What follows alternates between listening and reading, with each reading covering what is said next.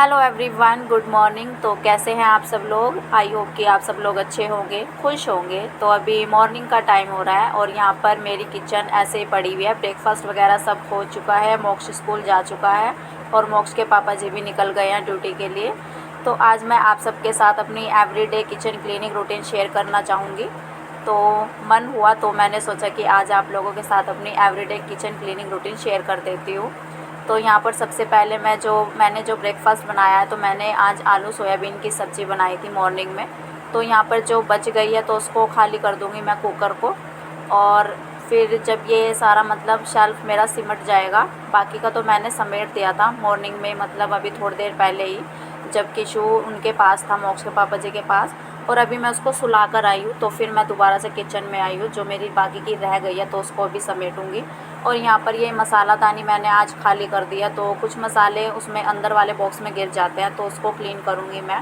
और अभी जो मेरे हाथ में ये कपड़ा है, तो मैं इसको यूज़ करती हूँ जब कोई बर्तन गर्म हो जाता है तो उसको पकड़ने के लिए काम आता है ये। तो सबसे पहले मैंने यहाँ पर करना स्टार्ट कर दिया है गैस को क्लीन। तो सबसे पहले मैं गैस को ही क्लीन करती हूँ और उससे पहले मैं जो किचन की शेल्फ़ होती है तो फिर उसको समेटती हूँ सबसे पहले। तो फिर वो खाली हो जाती है तो किचन क्लीन करने में भी आसान हो जाता है। तो उसको अच्छे से समेट के सारे बर्तन जो धुलने होते हैं तो उनको मैं सिंक में डाल देती हूँ और फिर मैं यहाँ पर गैस को क्लीन करना स्टार्ट कर देती हूँ। तो मैं इसको साबुन से डेली ऐसे ही क्लीन करती हूँ, तो अच्छे से शाइन करता है ये अगर इसको अच्छे से डेली से ऐसे ही क्लीन करो, डेली ही। और जो सामने की शेल्फ़ है तो उस पर भी सब्ज़ी वगैरह जब बनाते हैं तो छींटे वगैरह लग जाती है, जब कुकर में सीटी वगैरह आती है या कोई भाप उड़ती है तो फिर वो उस पर जम जाती है, चिकनाहट सी जम जाती है ये। तो फिर मैं उसको क्लीन करती हूँ डेली, तो वो अच्छे से मतलब ऐसे ही शाइन करती रहती है सामने की जो हमारी टाइल्स होती हैं। तो यहाँ पर मैंने गैस को 2-3 बार कपड़े से मतलब धोकर कपड़े को, तो फिर 2-3 बार मैंने इसको यहाँ पर अच्छे से क्लीन किया है। तो मैं डेली ही इसको ऐसे ही क्लीन करती हूँ। और सामने की जो शेल्फ़ होती है तो डेली ही इस पर गीला कपड़ा लगाती हूँ मैं अच्छे से। और जो गैस के बिल्कुल सामने है तो उसको तो मैं साबुन से क्लीन कर देती हूँ पहले, तो वो अच्छे तरीके से क्लीन हो जाती है। और अभी गीले कपड़े से करने के बाद तो मैं गैस को हमेशा सूखे कपड़े से साफ़ करती हूँ। यहाँ पर मैंने ये सूखा कपड़ा लिया है जो आपने पहले भी देखा है, तो ये वही कपड़ा है और मैं इसको अच्छे तरीके से साफ़ कर दूँगी गैस को सूखे कपड़े से। तो बाकी के मतलब जितने भी कपड़े हो जाते हैं किचन के तो फिर मैं इनको डेली ही क्लीन कर देती हूँ। ऐसे ही मैं डेली किचन अपनी क्लीन करने के बाद तो कपड़ों को भी डेली क्लीन करती हूँ और फिर यूज़ में लेती हूँ मैं इन कपड़ों को। तो यहाँ पर ये जो छोटे छोटे बॉक्स रखे हुए हैं, तो मॉर्निंग में जब मैं खाना बनाती हूँ तो इन पर हाथ जाता है मेरा, तो ये डेली गंदे हो जाते हैं, तो हाथ लग ही जाता है बार बार, तो मैं बार बार बीच में हाथ नहीं धोती हूँ।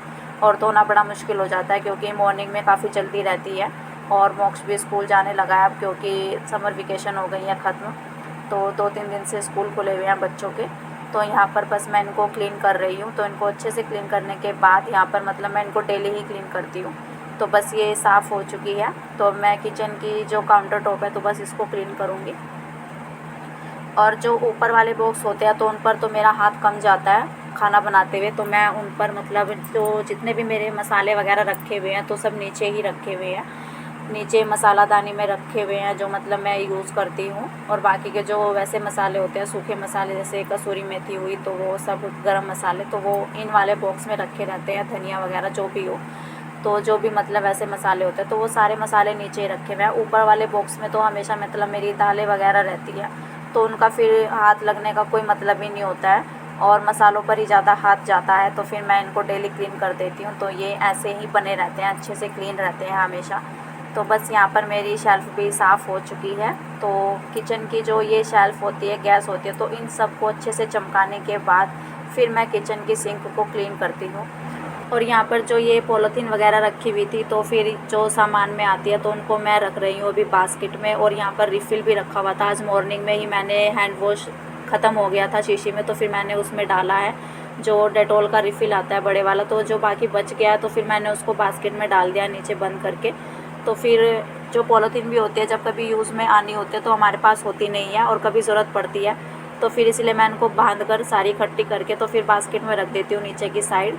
और अभी ये चावल रखे हुए हैं तो मैं इनको भी कर दूँगी इस वाले कंटेनर में, क्योंकि ये खाली हो गया है डब्बा, तो मैं इसको स्टील वाले डब्बे में कर दूँगी। और ये वाली पॉलीथीन मैं नहीं रखती हूँ क्योंकि ये बांधी नहीं जाती हैं ऊपर से, जो बांधने वाली पॉलीथीन होती है तो मैं उनको रखती हूँ। वो काम आ जाती हैं। तो यहाँ पर बस इसको रख दूँगी। और ये खाली हो गया था तो आज मैंने इसको भर दिया है। और जितने भी कंटेनर मेरे खाली होते रहते हैं तो फिर मैं उनमें सामान डालती रहती हूँ। मैं नीचे बास्केट में रख देती हूँ जो एक्स्ट्रा सामान बच जाता है, जैसे कंटेनर खाली होते रहते हैं मेरे।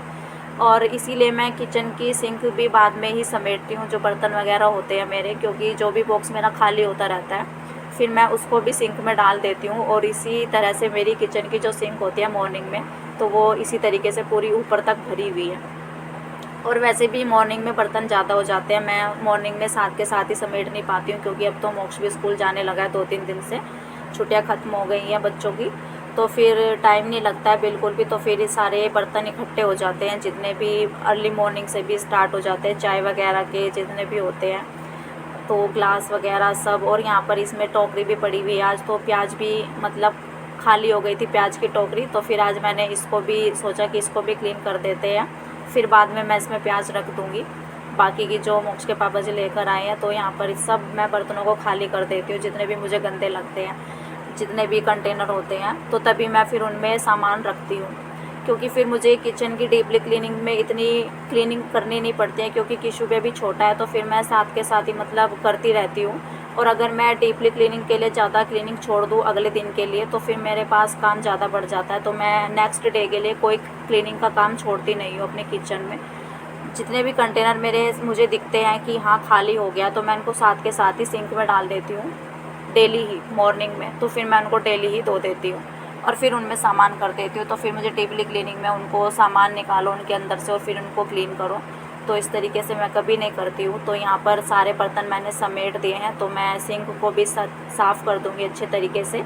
मैं इसको डेली ही साबुन से साफ़ करती हूँ, जैसे मैं बर्तन को क्लीन करती हूँ ऐसे ही मैं अपने किचन की सिंक को भी चमका देती हूँ। तो मुझे अच्छा लगता है, किचन की सिंक भी हमेशा अच्छे से शाइन करनी चाहिए, तो अच्छा लगता है किचन की सिंक जब अच्छे से शाइन करती है। तो यहाँ पर पानी नहीं आ रहा था अभी, जब मैं बर्तन कर रही थी तब पानी आ रहा था, तो फिर मैंने इसको भगोने में कर लिया है पानी को इस वाले बर्तन में, क्योंकि मैंने मतलब इसको भर लिया है टंकी से, बाहर वाले टंकी से। तो फिर मैंने मोटर चलाई नहीं थी, क्योंकि मेरा बस ये सिंक का ही समेटने का रह गया था काम, बाकी तो फिर झाड़ू पोछा रह जाएगा। तो इसीलिए मैंने फिर मोटर चलाने का थोड़ा सा आलस कर दिया यहाँ पर। तो फिर मैं इसको अच्छे से समेट दूँगी। और ये कपड़े वगैरह भी मैं सब अच्छे से मतलब किचन को साफ़ करके सिंक को साफ़ करके तो फिर मैं इनको कपड़ों को धो दूँगी। तो यहाँ पर मैं अच्छे तरीके से इसको अंदर से ऐसे फिरा कर ही हमेशा साफ़ करती हूँ, तो ये अच्छे से चमक जाती है। और अभी मैं फिर से किचन में ही आ गई हूँ। तो मेरा काम मतलब हमेशा मम्मी का जो काम होता है तो किचन से शुरू होता है और किचन पे ही रात हो जाती है हमारी। तो यहाँ पर मैं फिर स्नैक्स बनाने के लिए आ गई हूँ। तो आज मोक्ष का मन है, तो मोक्ष स्कूल से आ चुका है और अभी इवनिंग का टाइम हो रहा है यहाँ पर। तो मैंने फिर क्लीनिंग वगैरह की थी, किशु भी मतलब मैंने फिर किशु को लिया था, तो बच्चों के साथ टाइम स्पेंड किया और अभी शाम हो गई है। तो यहाँ पर मैं बनाने लगी हूँ। मेरे पास 2 बॉयल किए हुए आलू रखे हुए थे, सिर्फ 2 आलू रखे हुए थे। तो यहाँ पर फिर मैंने सोचा कि चलो बना देती हूँ, आज मोक्ष का मन है पकौड़ी खाने का। तो फिर मैंने आलू को कट करके नहीं बनाया है पकौड़ी को, क्योंकि आलू रखे हुए थे, तो मैंने सोचा कि इसका काम हो जाएगा। तो यहाँ पर फिर मैंने इसमें नमक मिर्च मसाले ऐड कर दिए हैं, कसूरी मेथी डाल दी है थोड़ी सी। तो बस इसको अच्छे तरीके से मिक्स करूँगी। और जो मैंने ब्रेड लिए हैं तो मैंने उसको मिक्सर में ग्राइंड कर लिया है। और ये एक ब्रेड मतलब बच चुका है, तो मैं सोच रही थी कि ये काफ़ी होगा, तो फिर इसलिए मैंने उसको छोड़ दिया था। तो यहाँ पर ये काफ़ी था और इसमें से थोड़ा सा बच भी गया था। तो यहाँ पर मैं इसको मतलब इस प्लेट में आ नहीं रहा था, छोटे वाली प्लेट में, तो फिर मैंने इसको बड़े वाली प्लेट में कर लिया है, क्योंकि आसानी रहेगी थोड़ा सा मिक्स करने में। तो यहाँ पर ये स्नैक्स जो होते हैं तो काफ़ी टेस्टी लगते हैं, अगर इस तरीके से आलू बॉईल किए हुए हों और ब्रेड हो, और ब्रेड भी रखे हुए थे मेरे पास। तो मैंने सोचा कि आज इस तरीके से बनाते हैं तो काफ़ी अच्छे लगते हैं पकोड़े हमारे। और ब्रेड पकोड़ों से तो काफ़ी अच्छे लगते हैं। ब्रेड पकोड़ों में काफ़ी झंझट सा फैल जाता है आलू मतलब बेसन का, तो इसमें बेसन का यूज़ नहीं होगा। तो बस इनको अच्छे तरीके से बॉल बना लूँगी मैं इनकी, गोल करके जैसे हम लड्डू बनाते हैं। तो इनको मिक्स कर लिया मैंने, जो मिक्सर में ग्राइंड किए थे मैंने ब्रेड को, तो उनको भी मैंने आलू के साथ मिक्स करके, तो यहाँ पर मैं छोटी छोटी सी बॉल्स बना रही हूँ उसकी। और ये पकोड़े खाने में काफ़ी टेस्टी लगते हैं। अगर इस तरीके से आप लोग पकोड़े बनाओगे तो ब्रेड पकोड़े बनाना भूल जाओगे। तो ब्रेड पकोड़ों से मतलब ब्रेड पकोड़े जैसा ही टेस्ट आता है इसका, लेकिन इसमें बेसन की ज़रूरत नहीं होती है। तो यहाँ पर मैंने कढ़ाई को चढ़ा दिया है और बॉल्स भी हमारी बनकर रेडी हो गई हैं और ऑयल भी हमारा गर्म हो चुका है। तो मैंने यहाँ पर गैस को तेज़ कर दिया है। मैंने बीच में ही कढ़ाई को चढ़ा दिया था जब मैं बॉल्स बना रही थी। तो ये ऑयल गर्म हो चुका है, मैंने इसमें ये बॉल्स डाल दी हैं। तो बस इनको अच्छे से पकाएंगे, मतलब अच्छे से फ्राई करेंगे। और यहाँ पर मोक्ष की पसंद से मैं बना रही हूँ, तो उसको काफ़ी मन था आज पकोड़े खाने का। और आज बाहर बारिश भी हो रही है, तो बारिश के मौसम में पकोड़े खाने का तो मज़ा कुछ और ही होता है। तो यहाँ पर मैंने इनको हल्का हल्का सा चला रही हूँ। मैं इनको ज़्यादा नहीं छेड़ना है, नहीं तो ये टूट जाते हैं। तो इनको हल्का हल्का सा चलाते हुए तो यहाँ पर मैं फ्राई कर रही हूँ। और जब ये अच्छे तरीके से मतलब थोड़ा थोड़ा सा फ्राई हो जाते हैं तो तब इनको करछी लगाने में कोई प्रॉब्लम नहीं है। लेकिन जब इनको डालते हैं तो तब इनमें थोड़ा सा कम करछी लगाना चाहिए, क्योंकि फिर ये टूट जाते हैं। तो बस इनको अच्छे तरीके से फ्राई करूँगी मैं और फिर इनको सर्व करेंगे। तो काफ़ी अच्छे लगते हैं ये खाने में। जिन लोगों ने ट्राई नहीं किए हैं तो ट्राई करके देखना। तो काफ़ी अच्छे पकोड़े बनते हैं हमारे इस तरीके से भी। तो ब्रेड पकोड़ों से तो मतलब मुझे तो आसान लगता है ब्रेड पकोड़ों से इनको बनाना। तो यहाँ पर ये पक चुके हैं, अच्छे तरीके से फ्राई हो गए हैं। तो बस मैंने गैस को कर दिया है बंद। तो अभी इनको निकाल लेते हैं प्लेट में और अभी आप लोगों से भी लेंगे इजाज़त। तो इस वीडियो का मैं करूँगी यहीं पर एंड और मिलेंगे आपसे कल एक नेक्स्ट व्लॉग में नई रूटीन के साथ। और जो लोग मेरे चैनल पर नए हैं तो प्लीज़ लाइक कीजिए, चैनल को सब्सक्राइब कीजिए, सपोर्ट बनाइए। तो आप लोगों से मोटिवेशन मिलती है थोड़ी सी मुझे, तो काफ़ी अच्छा लगता है जब एक एक सब्सक्राइबर मेरा बढ़ता है, तो बड़ी खुशी मिलती है। तो मिलते हैं कल, तो तब तक के लिए bye bye and take care. तो पकोड़े हमारे बन चुके हैं, तो आ जाइए आप लोग भी खा लीजिए और प्यारे प्यारे से कमेंट्स भी कीजिए।